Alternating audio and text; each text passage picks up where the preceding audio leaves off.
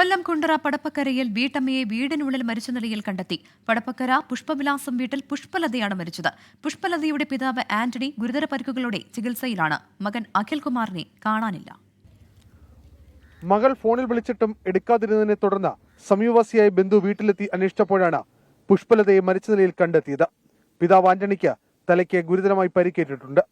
ആന്റണിയെ Thiruvananthapuram medical college ആശുപത്രിയിലേക്ക് മാറ്റി.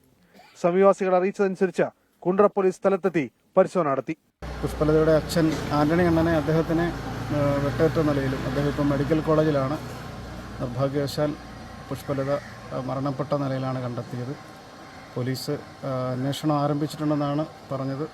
ഇന്നും മറ്റു കാര്യങ്ങളൊന്നും വ്യക്തമല്ല. പുഷ്പലതയുടെ മകൻ അഖിൽകുമാറിനെ കാണാനില്ലെന്നാണ് വിവരം. മകന്റെ ഭാഗത്തുനിന്ന് ഉപദ്രവം ഉണ്ടാവുന്നുവെന്ന് ഇരുവരും ഇന്നലെ പോലീസ് കൺട്രോൾ റൂമിൽ വിളിച്ച് പരാതി പറഞ്ഞിരുന്നു.